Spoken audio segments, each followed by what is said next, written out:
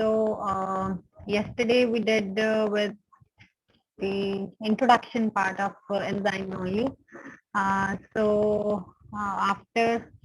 that, we'll start with the another like somewhat in detail topic about what the enzyme does basically.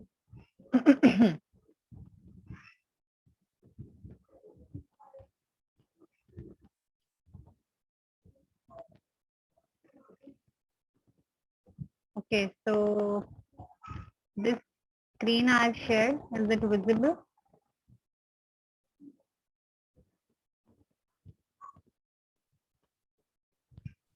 Yes, ma'am. Okay.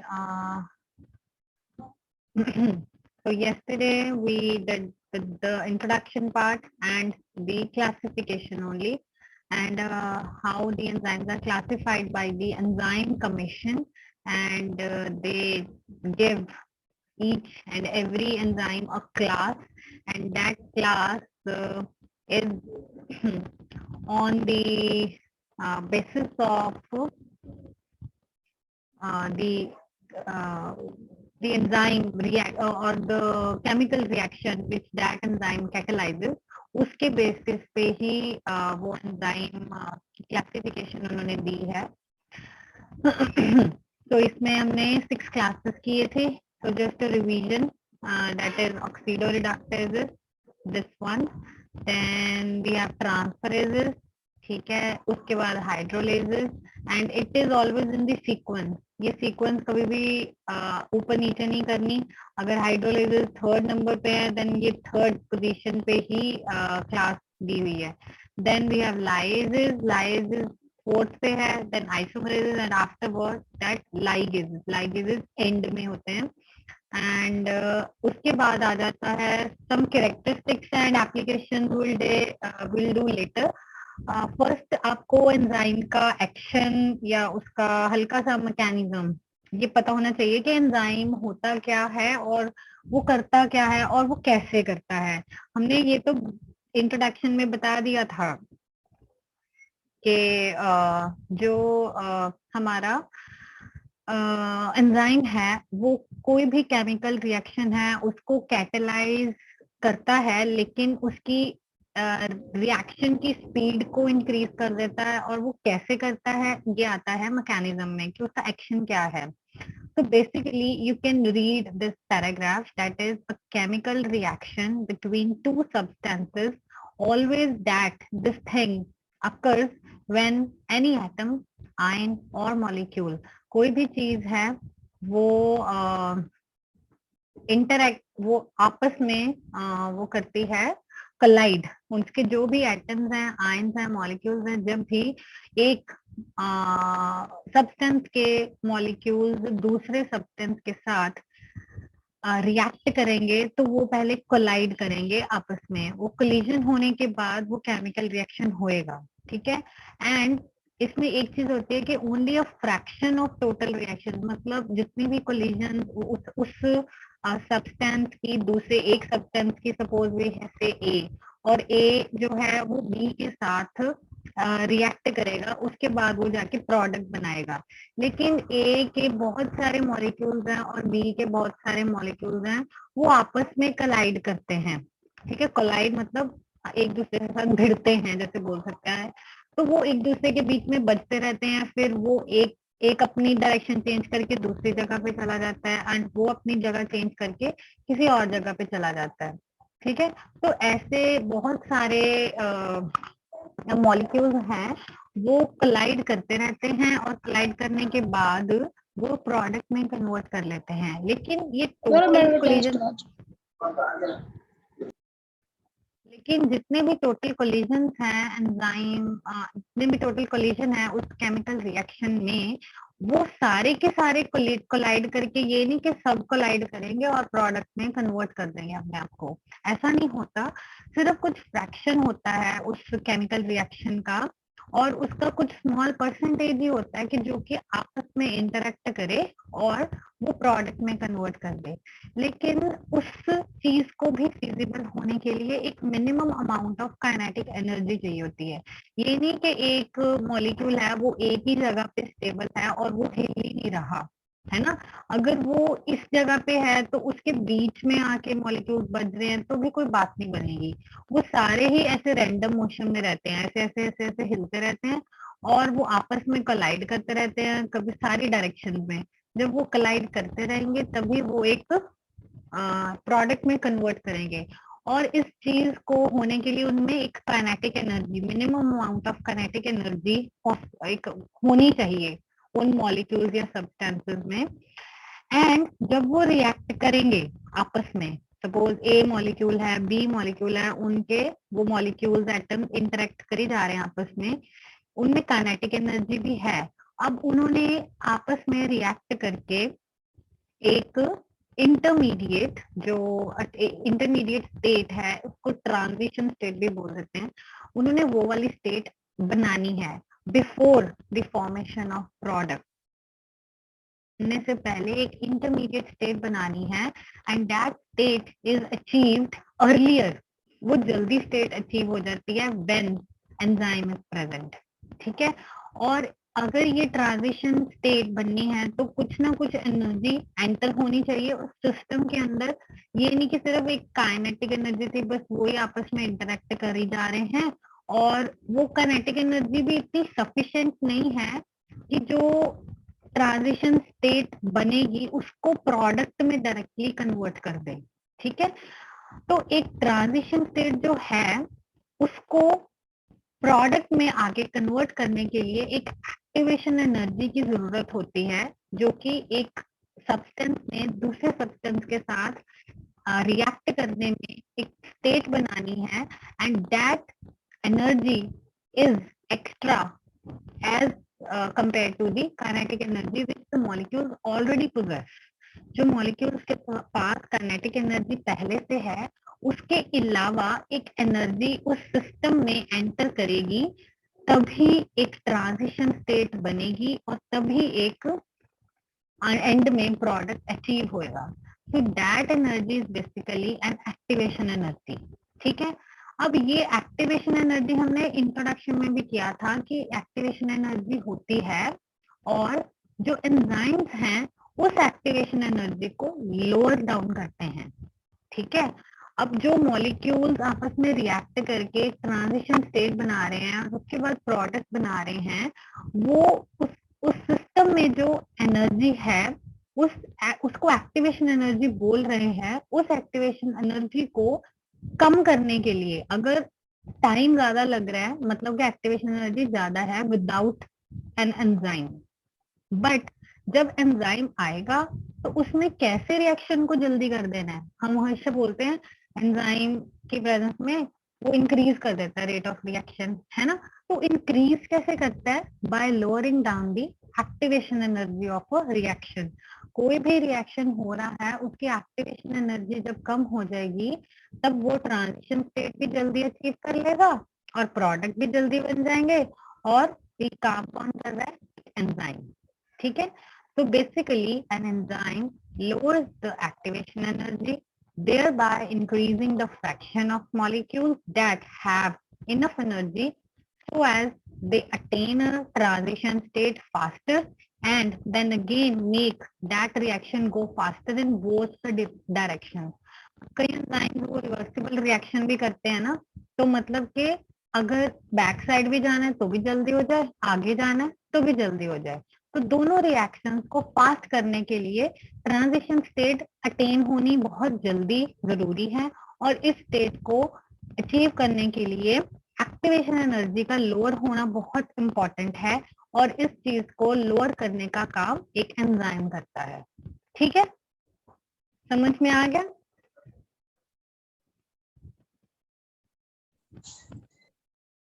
Yes ma'am, repeat कर दो ma'am फिर से एक बार।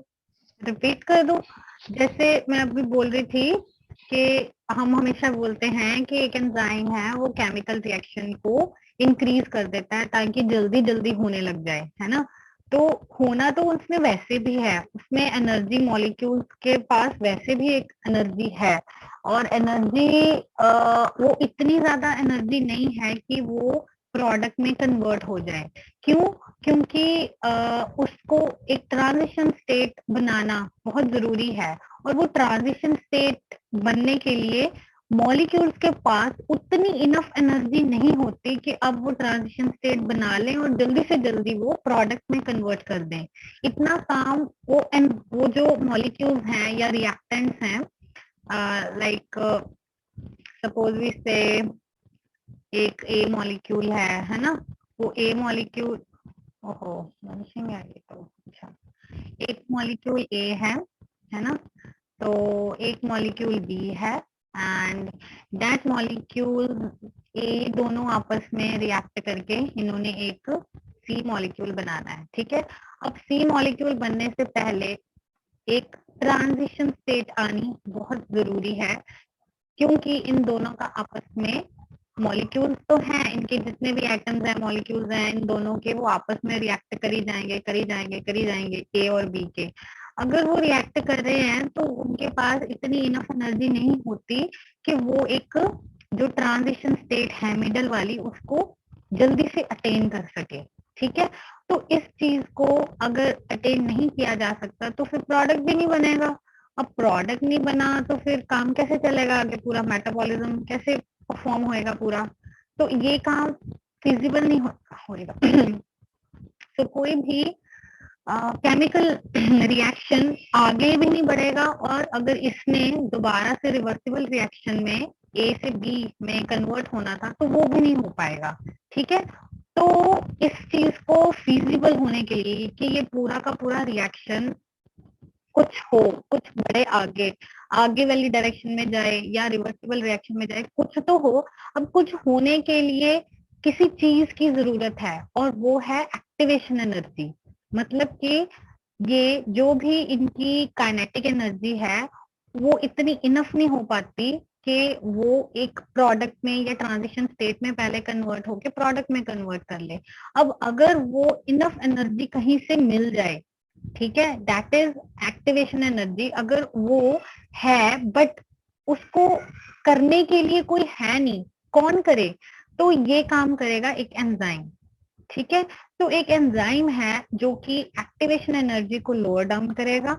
उसके बाद जितने भी ए और बी के फ्रैक्शंस हैं, मॉलिक्यूल्स हैं, एटम्स हैं, जितने भी हैं वो सारे के सारे आपस में जल्दी से रिएक्ट करेंगे, क्योंकि अब उनकी एक्टिवेशन एनर्जी है ना वो कम हो गई है। अब ये जल्दी से काम कर रहे हैं, इनका जल्दी से रिएक्शन हो रहा है, और ये दोबारा से ट्रांजिशन स्टेट हुआ है जो जल्दी से बना रहे हैं, and after that final state that is C is formed. Fine? Yes, ma'am. Okay. ठीक है, तो ये काम था एंजाइम का। ऐसे ही कैटलिस्ट जो होता है, जैसे हमने बोला कि जो कैटलिस्ट होता है केमिकल रिएक्शन को कर रहा है, लेकिन वो बायोलॉजिकल सिस्टम में जो कैटलिस्ट ऑपरेट करता है उसको बायो कैटलिस्ट बोलते हैं। And bio catalyst is basically an enzyme. जो भी बायो कैटलिस्ट बॉडीज में बायोलॉजिकल सिस्टम में वर्क करता है उसको बायो कैटलिस्ट या एंजाइम बोल देते हैं। ये हमने अभी किया है कि suppose you make a graph, ये रिएक्टेंट्स हैं, यहाँ पे ए और बी बोल दो कि ये रिएक्टेंट्स हैं, और यहाँ पे प्रोडक्ट है दैट इज सी। अब इसकी जो एनर्जी है वो ज्यादा है ना यहाँ पे, और उस एक्टिवेशन एनर्जी को एंजाइम अगर मिल जाए तो वो एक्टिवेशन एनर्जी को लोअर डाउन कर देगा। Suppose this was the activation energy, जो ये पीक है ये शो कर रही है, suppose this was the activation energy of any reaction without that enzyme, ठीक है। ये EA लिखा हुआ है एक्टिवेशन एनर्जी, ये किसी भी कैटलिस्ट या एंजाइम के बिना इसकी ये रेंज है, मतलब ये ज्यादा है ना, ये ऊपर है ना, तो इसका मतलब ये ज्यादा है। अगर एंजाइम इस रिएक्शन को मिल जाए तो उसकी एक्टिवेशन एनर्जी इतनी लोअर डाउन होगी, from this to this position. ये जो डॉटेड शो हो रहा है इसका मतलब ये है कि अब उसकी एक्टिवेशन एनर्जी कम हो गई है। कैसे कम हुई है? In the presence of catalyst और बायोकैटलिस्ट और enzyme.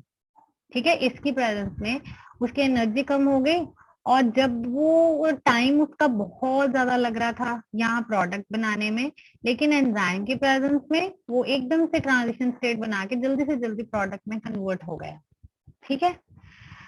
So how the enzymes operate, we should know कि हमारे पास जो एंजाइम है, एंजाइम तो ई डोनेट उसको डिनोट करते हैं ई से, एंड जो सबस्ट्रेट है that is the reactant molecule जो हमने लिखे थे ए बी कुछ भी है, तो उसको हम सबस्ट्रेट दैट इज एस बोलते हैं, और sometimes we can say that is S1 और S2 और S3। ठीक है, वो सबस्ट्रेट होते हैं जिन्होंने आगे प्रोडक्ट में अपने आप को कन्वर्ट करवाना है। ठीक है, लेकिन जो एंजाइम है that is always in the same configuration, same position, वो जैसे पहला था वैसे ही बाद में मिलेगा, उसमें कोई डिफरेंस नहीं आएगा। ठीक है, तो एक्टिव साइट पता होनी चाहिए, it is that site of an enzyme which binds the substrate, जहाँ पे वो सबस्ट्रेट या रिएक्टेंट बाइंड करते हैं। ये नहीं कि एंजाइम जाके उन सबस्ट्रेट के साथ बाइंड करके कुछ काम कर रहा है, ये ऐसा नहीं है। लेकिन एंजाइम एक जगह पे है, वो एंजाइम के पास, जैसे हमने लिपिड मेटाबॉलिज्म में किया था ना, कि हमारे पास एक एंजाइम है, उसके पास एसएच ग्रुप है ना, तो I think I show you, हमारे पास ऐसे एक एंजाइम था है ना, उसके पास यहाँ पे एक एसाइल ग्रुप लगा हुआ था AC करके, है ना, तो वो एसाइल था, उसके साथ को ए SH था समथिंग। तो यहाँ पे आके हमने बोला था कि जो हमारा यहाँ पे आके एक बाइंड कर जाता है एसिटाइल कोए, है ना, एसिटाइल ग्रुप यहाँ पे बाइंड कर देगा, फिर एक और एसिटाइल ग्रुप आएगा, वो फिर से यहाँ पे आके बाइंड कर जाएगा। तो मतलब ये एंजाइम जो है, ये एंजाइम है, this one, this which is this line is showing, ये हमारे पास एंजाइम है, इसके पास बहुत सारे ग्रुप्स हैं, जो जगह है, वो जगह पे आके सबस्ट्रेट बाइंड कर रहा है ना, ये कहीं नहीं जा रहा, ये वहीं पे है, यहाँ पे सबस्ट्रेट ऐड ऑन हो रहे हैं। So this position is basically called an active site. ठीक है, उसको हम एक्टिव साइट बोलेंगे। ये जो यहाँ पे एंजाइम का ये पोर्शन शो हुआ है, और ये पूरा एंजाइम है, लेकिन इसकी ये वाली जगह और इसकी ये वाली जगह, इसके ऊपर ही आके एक सबस्ट्रेट बाइंड कर रहा है। ठीक है, और वो सबस्ट्रेट बाद में उसको बोल सकते हैं कि एक एंजाइम है plus we add substrate, then it will form an enzyme substrate complex. वो एंजाइम सबस्ट्रेट कॉम्प्लेक्स बन जाएगा, और ये बाइंडिंग बहुत हाईली स्पेसिफिक है। और ये इंटरेक्शंस कैसे होती हैं ये मैंने पहले भी बताया था, नॉन कोवलेंट इंटरेक्शंस होती हैं, और कोवलेंट इंटरेक्शंस होती हैं जो कोफैक्टर और एपो एंजाइम के बीच में होती हैं। लेकिन जब किसी भी सबस्ट्रेट में बाइंड करना है, उसमें वीक इंटरेक्शंस होंगी, उसमें कभी भी स्ट्रॉन्ग बॉन्डिंग नहीं होगी। ठीक है, हमेशा वीक इंटरेक्शन होंगी, सब सच एज हाइड्रोफोबिक बॉन्ड, और अगर हाइड्रोजन बॉन्ड भी बन रहा है तो वो भी बहुत वीक होएगा। वीक मतलब कि बहुत जल्दी टूटने वाला, क्योंकि अगर अगर एंजाइम एंजाइम सबस्ट्रेट के साथ स्ट्रॉन्ग बॉन्ड बना के बैठ गया, तो फिर वो टूटेगा कैसे, वो प्रोडक्ट में कैसे कन्वर्ट होएगा, ट्रांजिशन स्टेट बनाएगा कैसे। तो कभी भी ये एक स्ट्रॉन्ग बॉन्ड नहीं बनेगा, हमेशा वीक इंटरेक्शन होंगी। सिर्फ एक एंजाइम सबस्ट्रेट को एक एक्टिव साइट प्रोवाइड कर रहा है, सो दैट कि तू आ, सबस्ट्रेट को बोल रहा है तू आ यहाँ पे आके बैठ, और फिर मैं तेरे पे काम करूंगा, तेरी एक्टिवेशन एनर्जी को लोअर डाउन करूंगा, और एक्टिवेशन एनर्जी को लो डाउन करने के बाद मैं तुझे ट्रांजिशन स्टेट में कन्वर्ट करके फिर एक प्रोडक्ट में कन्वर्ट करके तुझे बाहर रिलीज कर दूंगा, ठीक है। तो इसका मतलब ये है कि जब वो हाईली स्पेसिफिक है और उसने एक सबस्ट्रेट के साथ बाइंड कर लिया, for example some enzymes can bind to 2 और मोर सबस्ट्रेट, तो अगर 2 बाइंड हो गए, 3 बाइंड हो गए, जितने भी हैं वो सबस्ट्रेट को आपस में रिएक्ट करवा के एंजाइम ने क्या किया, एक्टिवेशन एनर्जी लो डाउन कर दी और सबस्ट्रेट आपस में अपने आप रिएक्ट कर गए। और क्योंकि उनके पास काइनेटिक एनर्जी ऑलरेडी है, they can react but they can't react faster, और वो प्रोडक्ट में कन्वर्ट नहीं हो पा रहे without the presence of enzyme. इसलिए एंजाइम ने सबस्ट्रेट की एक्टिवेशन एनर्जी को लो डाउन कर दिया, और उसको करने के लिए वो पहले एंजाइम के साथ सबस्ट्रेट का एक कॉम्प्लेक्स बनेगा, वो भी कैसा होएगा, वीक बॉन्डिंग होएगी। वीक बॉन्डिंग होने के बाद वो उसको प्रोडक्ट में कन्वर्ट करेगा, ये नहीं कि डायरेक्टली प्रोडक्ट में रिलीज कर देगा, पहले वो प्रोडक्ट के साथ भी जुड़ा ही होएगा, that is enzyme product complex, and after that this P, that is product, will be released out. तो इस चीज को एक्सप्लेन करने के लिए कई मॉडल्स दिए हुए हैं, वो हम बाद में करते हैं। पहले मैं आपको एक वीडियो शो करती हूँ।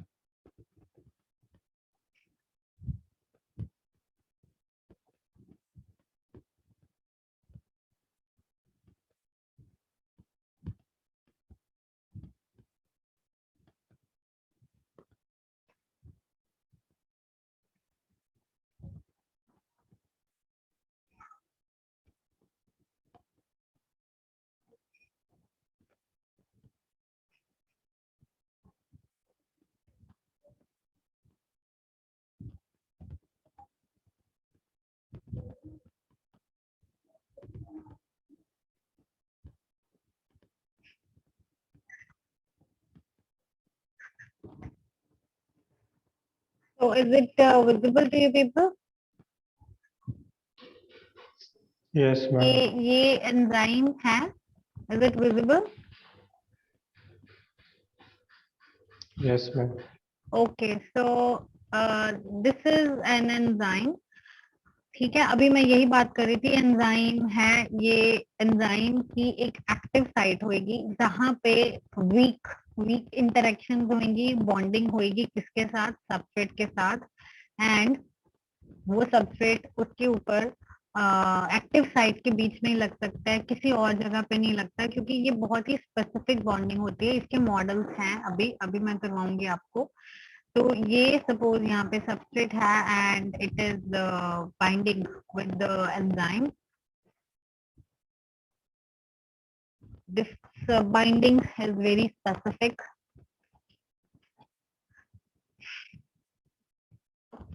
so it binds here through the weak interactions, and enzyme जो है वो उसको एक्टिवेशन एनर्जी लो डाउन करके, सपोज उसने प्रोडक्ट एंजाइम, एक सबस्ट्रेट ने दो चीजें बनानी थी, मतलब उसकी ब्रेक डाउन करवानी थी उस एंजाइम ने, तो वो जो सबस्ट्रेट लगा था वो उसके साथ उसने एक्टिवेशन एनर्जी लो डाउन कर दी, सबस्ट्रेट को एक्टिवेट कर दिया कि अब तू प्रोडक्ट में कन्वर्ट हो जा, ठीक है। So products are basically produced, so the substrate comes, again you can see the products are formed, and after that the products are released.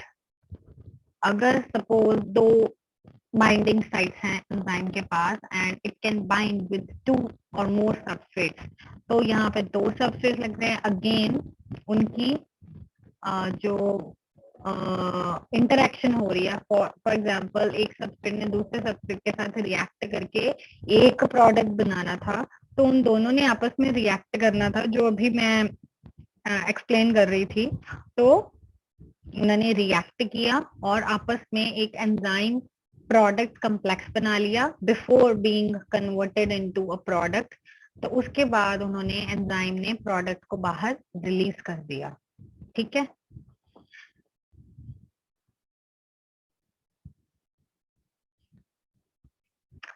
तो ये मैंने आपको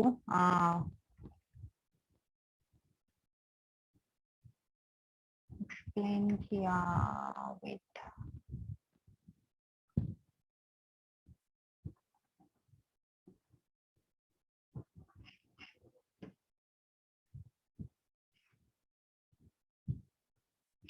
तो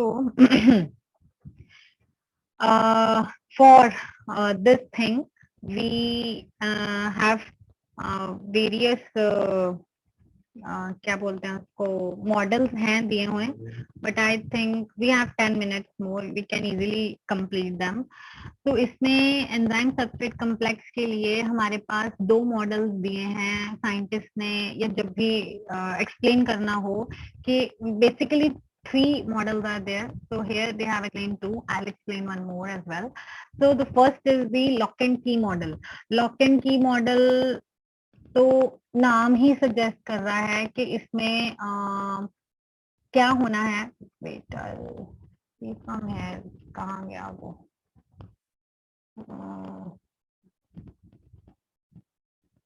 या दिस वाज,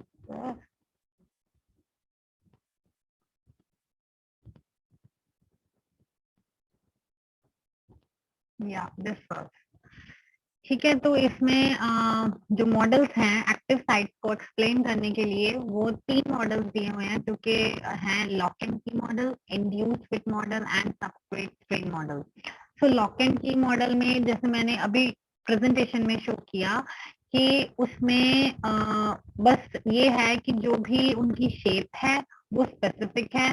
अगर वो तीखा तीखा वाला सबस्ट्रेट आ रहा था, दैट इज ट्रायंगुलर शेप का, तो वो उसके साथ अटैच कर रहा है इजीली, है ना, उसके साथ फिट हो रहा है, means they are good fit, वो फिट कर सकते हैं easily with the substrate. And उसमें कोई भी एंजाइम के स्ट्रक्चर में चेंज लाने की कोई जरूरत नहीं है, बस वो बाइंड होएगा, और बाइंड करने के बाद वो ऑलरेडी प्री शेप होता है, और वो सबस्ट्रेट जो है वो प्रोडक्ट में कन्वर्ट कर रहा है। लेकिन this model got failed because ये एक्सप्लेन नहीं कर पाया कि जो भी एंजाइमेटिक रिएक्शंस हैं उनके कई एक इम्पॉर्टेंट एस्पेक्ट थे। फॉर एग्जांपल एंजाइम इनहिबिशन बतानी थी, या उसका काइनेटिक्स एक्सप्लेन करना था, वो ये मॉडल एक्सप्लेन नहीं कर पाया, which was given by Emil Fischer in 1890. So this model got rejected.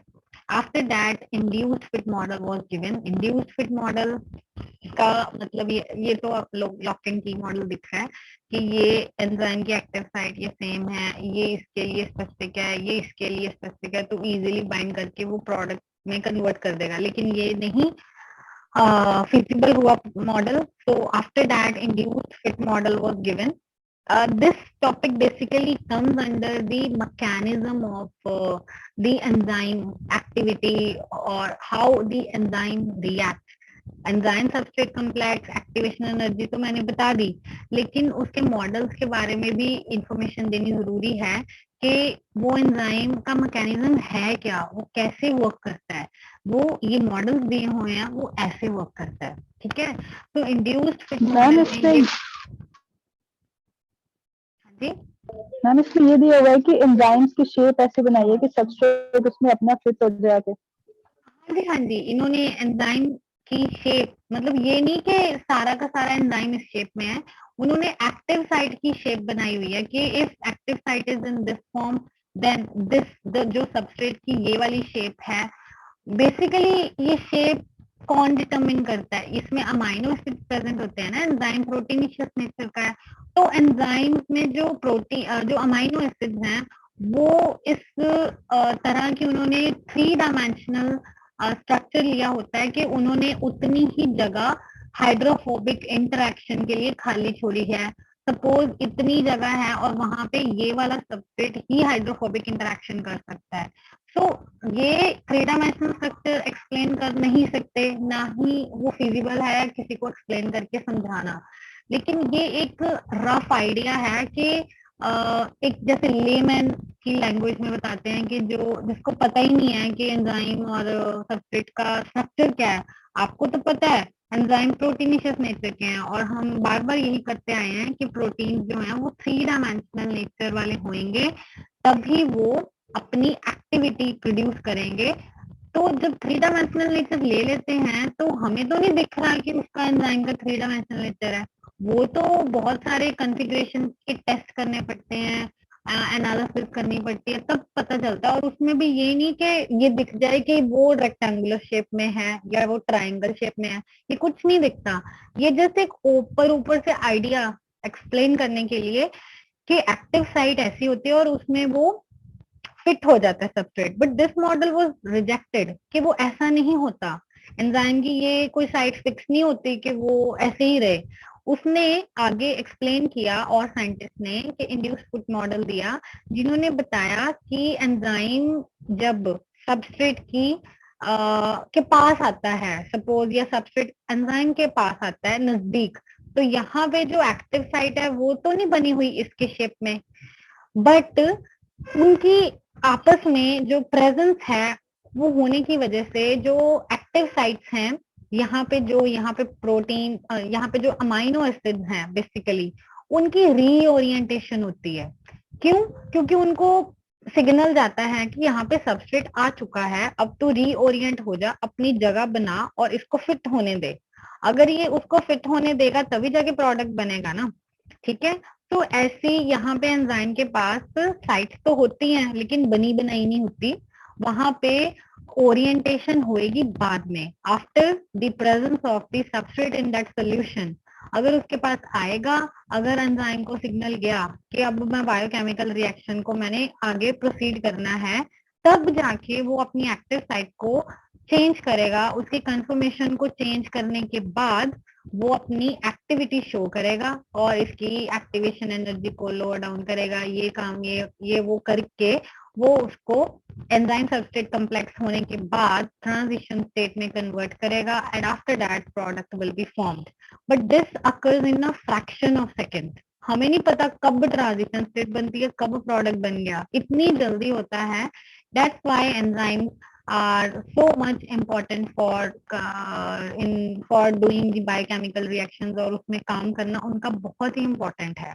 ठीक है, सो इस पैराग्राफ में यही कुछ लिखा है जो मैंने अभी बोला कि एंजाइम जो अमाइनो एसिड्स हैं वो रीओरिएंट होते हैं, उनकी इंटरेक्शन होती है एंजाइम के साथ, फिर उनकी एक्टिवेशन होती है कैटालिटिक एक्टिविटी की एंजाइम की, इसकी कैटालिटिक एक्टिविटी एक्टिव हो जाती है और ये इसके साथ बाइंड कर जाता है। और बाइंडिंग कैसे होती है वो भी मैंने बताया था, ये वाली इंटरेक्शन होती हैं, and after that transition state जो है वो एक बन जाती है, वो स्टेबलाइज होती है, and after that finally enzyme जो है वो रिलीज कर देता है अपने आप को और एक प्रोडक्ट में कन्वर्ट कर देता है। ठीक है, so this model was basically accepted by many people कि हाँ ये ठीक है, ये कर सकते हैं। क्योंकि अगर एंजाइम इनहिबिशन भी एक्सप्लेन करनी हो तो वो भी इस तरह से एक्सप्लेन कर सकते हैं कि अगर यहाँ पे कोई इनहिबिटर आ रहा है तो वो एंजाइम ने उसके साथ इनहिबिट होना है कि नहीं होना, है ना। ये नहीं कि अब वो डायरेक्टली इनहिबिट होता है, तो ये हम बाद में करेंगे इनहिबिशन। तो so this model was approved by many other people. After that, nowadays there was another model that is substrate strain model. इसमें ये है कि अकेला induced fit model इसकी एक्टिवेशन को नहीं एक्सप्लेन कर।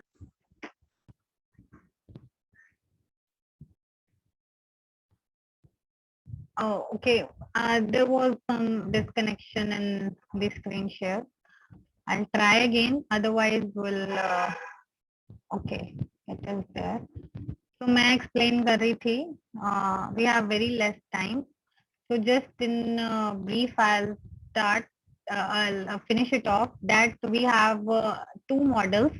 जिसमें ये है कि एक सबस्ट्रेट जो है वो एक स्ट्रेन जो सबस्ट्रेन है वो एक स्ट्रेन के अंदर आ जाता है, जैसे प्रेशर, टेंशन या स्ट्रेस जिसको बोल सकते हैं, कि वो ऐसी एक चीज होती है due to the induced change in the conformation of enzyme.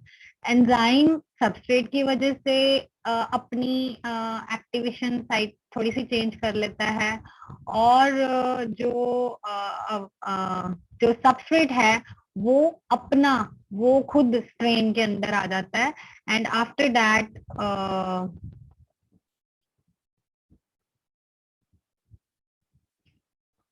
Are you listening?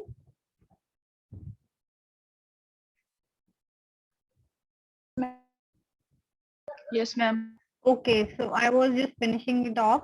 That is कि substrate इसकी वजह से आ जाते हैं strain में, और enzyme में तो खुद ही change हो गई थी conformation, and that's why substrate binds to the preformed active site and enzyme induces the strain to that substrate. वो substrate में strain create कर देता है, and this strain will help in the formation of a product. So these two models are used together nowadays to explain the mechanism of enzyme action. ठीक है? So you can read these notes again. I'll send you. And with this, I am finishing this lecture because we have shortage of time. If you have any problem, you can ask me anytime, and I'll explain again for you people if you want. Okay then. Have a nice day. Bye. Thank you, ma'am.